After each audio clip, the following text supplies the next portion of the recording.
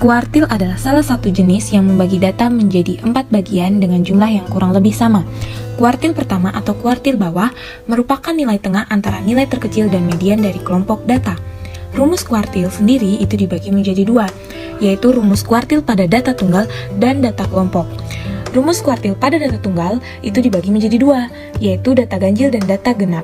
Untuk data ganjil masih dibagi menjadi dua bagian. Yang pertama, kuartil untuk n plus 1 habis dibagi 4. Rumusnya, Q1 sama dengan X dikali dalam kurung n plus 1 per 4. X2 sama dengan X dikali buka kurung 2 dalam kurung n plus 1 per 4.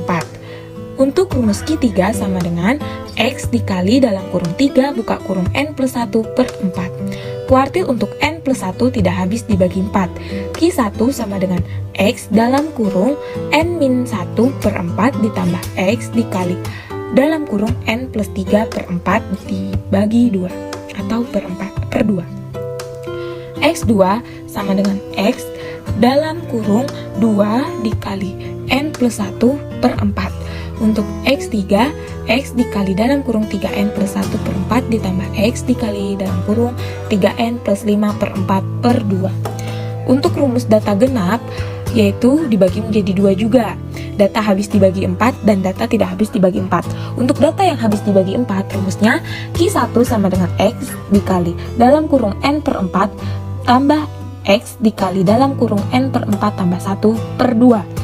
Untuk Q2 sama dengan X dikali N per 2 ditambah X dikali N per 2 plus 1 per 2. Untuk Q3 sama dengan X dikali dalam kurung 3N per 4 ditambah X dikali dalam kurung 3N per 4 plus 1 per 2. Untuk rumus yang data tidak habis dibagi 4, yaitu Q1 sama dengan X dikali N plus 2 per 4.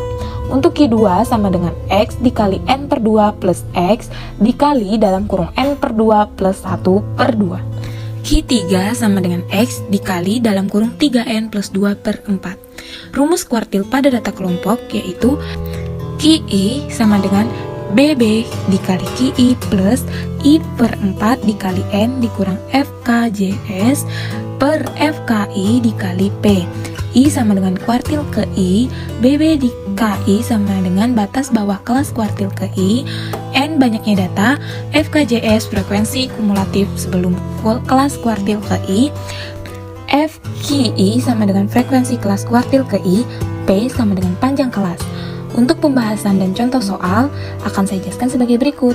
Pertama, saya akan menjelaskan atau membahas bagaimana cara mengerjakan soal jika data tersebut adalah data kelompok. Di sini ada soal yang sudah terdapat dalam tabel, yaitu kalian bisa lihat sendiri pada tabel berikut. Nah, di situ yang ditanyakan tentukan nilai kuartilnya. Jawabannya, hal yang pertama harus dilakukan adalah mencari frekuensi kumulatif. Selanjutnya, tentukan nilai kuartil bawah, kuartil tengah, dan kuartil atasnya pada tabel tersebut. Frekuensi kumulatifnya pertamanya kita dapat yang 40-45, terdapat banyaknya siswa 5, frekuensi kumulatifnya 5. Dari berat badan 45 sampai dengan 49 dengan jumlah siswa 18 orang, frekuensi kumulatifnya 23, begitupun seterusnya sampai frekuensi kumulatifnya terdapat 100. Kemudian, setelah kita dapat frekuensi kumulatif, kan kita mencari nilai kuartil bawah, kuartil tengah, dan kuartil atasnya. Untuk itu, Q1 sama dengan 1/4 dikali 100 sama dengan 25, Q2 sama dengan 2/4 dikali 100 sama dengan 50, Q3 3/4 dikali 100 sama dengan 75. Lalu masukkan ke dalam rumus. Q1 sama dengan 49,5 ditambah dalam kurung 1/4 dikali 100 dikurang 23/42 dikali 5 sama dengan 49,7. Q2 49,5 ditambah dalam kurung 2/4 dikali 100 dikurang 23/42 dikali 5 sama dengan 52/7. Q3 sama dengan 54,5 ditambah dalam kurung 3/4 dikali 100 dikurang 65/20 dikali 5 sama dengan 57. Untuk contoh soal kuartil data tunggal yang ada di layar kalian, yaitu yang pertama, tentukan Q1, Q2, dan Q3 dari data 3, 4, 7, 8, 7, titik-titik dan seterusnya sampai 12. Cara menjawabnya itu cukup gampang. Data yang telah diurutkan, jadi kalian data di atas kalian urutkan dari yang terkecil sampai yang terbesar. Kemudian letak Q1 adalah 1 dikali dalam kurung 14 per 1 per 4 sama dengan 15 per 4 sama dengan 3 per 4. Q1 sama dengan X3 plus 3 per 4 dikali dalam kurung X4 dikurang X3 sama dengan 4 plus 3 per 4 dikali 4 dikurang 4 sama dengan 4. Letak Q2 adalah 2 dikali dalam kurung 14 per 1 per 4 sama dengan 15 per 2 sama dengan 7 1 per 2. Q2 sama dengan X7 plus 1 per 2 dikali dalam kurung X7 dikurang X6 sama dengan 7 ditambah 1 per 2 dikali 7 dikurang 7 sama dengan 7. Letak Q3 adalah 3 dikali dalam kurung 14 plus 1 per 4 sama dengan 45 per 4 sama dengan 11 1 per 4. Q3 sama dengan X11 ditambah 1 per 4 dikali X12 dikurang X11 sama dengan 8 ditambah 1 per 4 dikali 9 dikurang 8. Hasilnya 8 ditambah 1 per 4 dikali 9 dikurang 8 yaitu 8 1 per 4 atau 8,25. Berikut adalah jawaban untuk menyelesaikan soal di atas. Jadi cukup mudah bukan materi kuartil?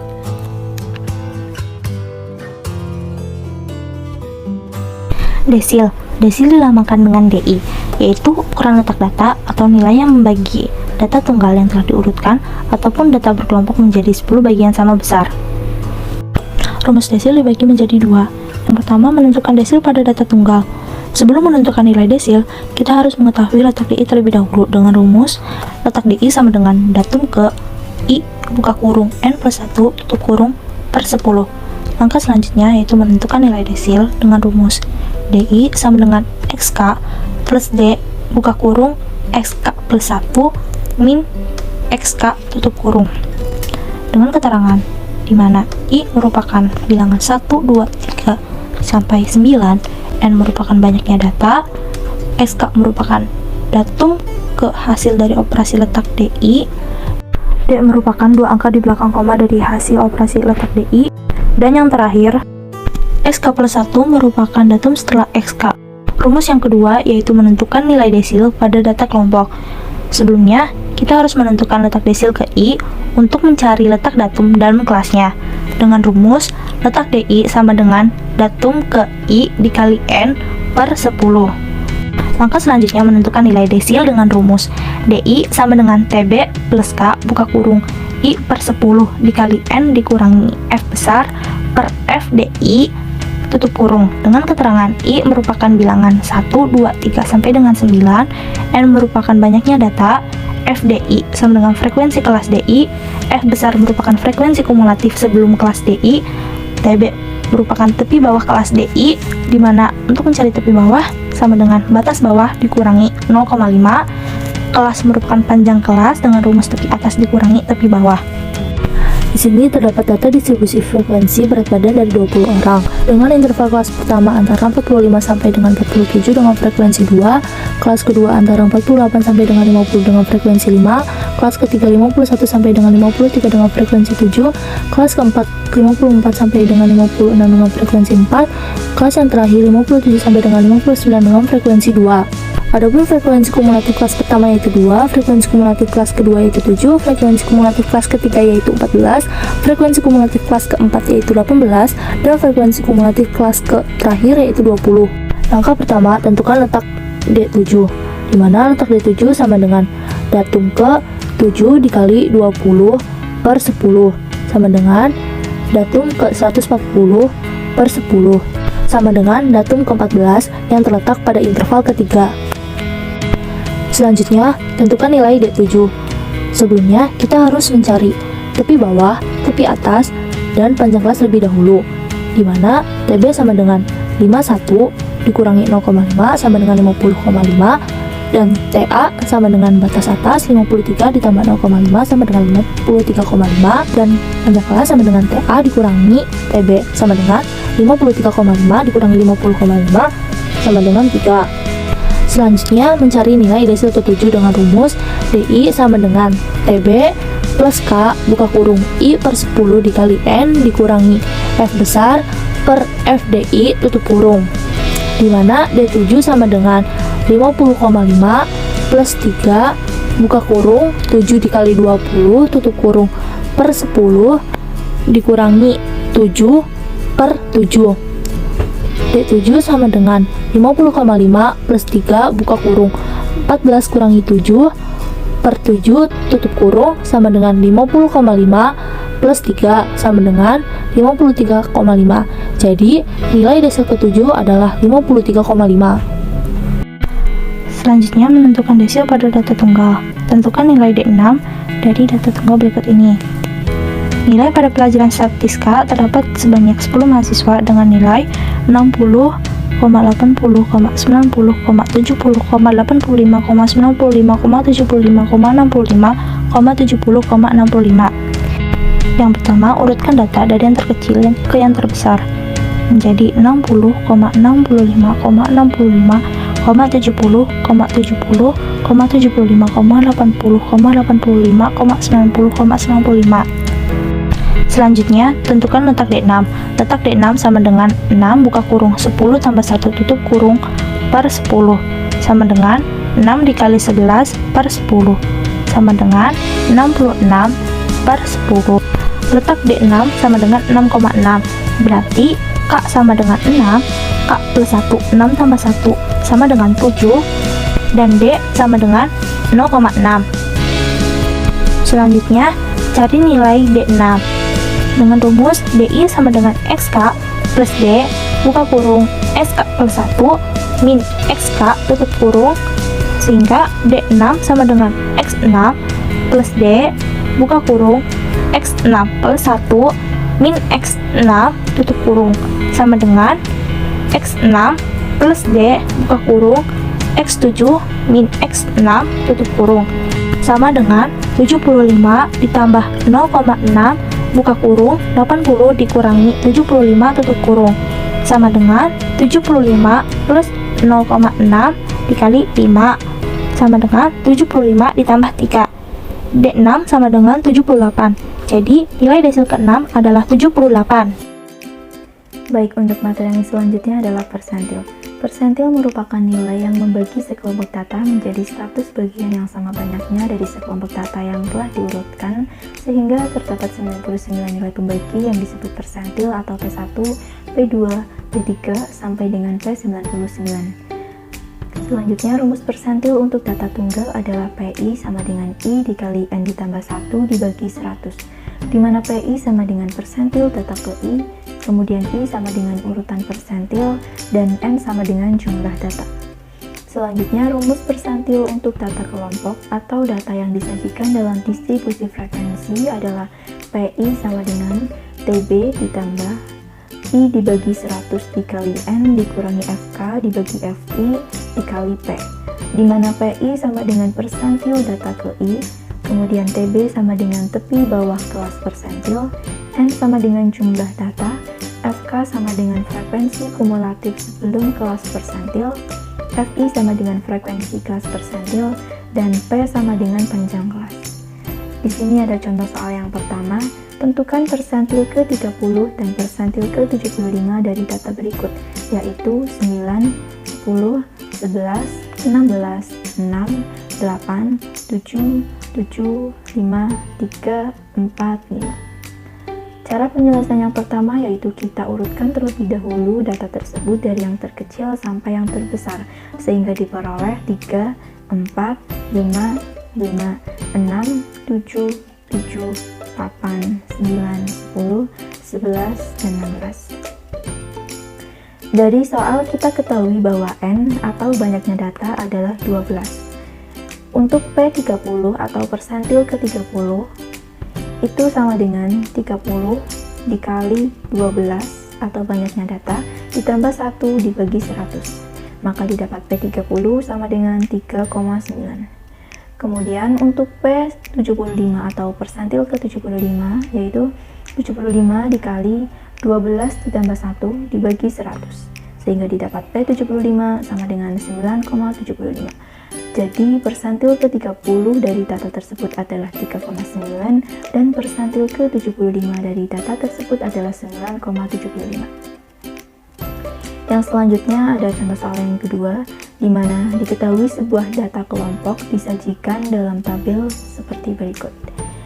X atau kelas interval untuk 41 sampai 45 frekuensinya adalah 7.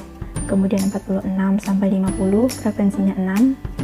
Kelas 51 sampai 55 frekuensinya 5. 56 sampai 60 frekuensinya 9. 61 sampai 65 frekuensinya 14.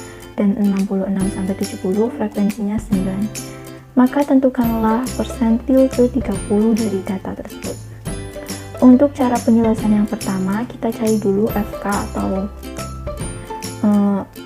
frekuensi kumulatif dari data tersebut dengan cara menjumlahkan frekuensi dengan frekuensi setelahnya, sehingga didapat FK untuk kelas pertama yaitu 7, untuk kelas kedua 13, untuk kelas ketiga 18, untuk kelas keempat 27, untuk kelas kelima 41, dan untuk kelas terakhir adalah 50. Yang pertama kita cari dulu letak kelas untuk persentil ke-30 atau P30 dengan cara P30 sama dengan 30 dibagi 100 dikali 50 sama dengan 15. Artinya, persentil ke-30 terletak pada data ke-15 atau lebih tepatnya pada interval kelas 51 sampai 55. Kemudian cara yang selanjutnya adalah kita tentukan nilai persentil ke-30. Kita ketahui bahwa rumus dari persentil untuk data kelompok adalah TB ditambah buka kurung I per 100N dikurangi FK dibagi dengan FI tutup kurung dikali P. N di sini adalah banyaknya data atau jumlah frekuensi, bisa dilihat yaitu 50.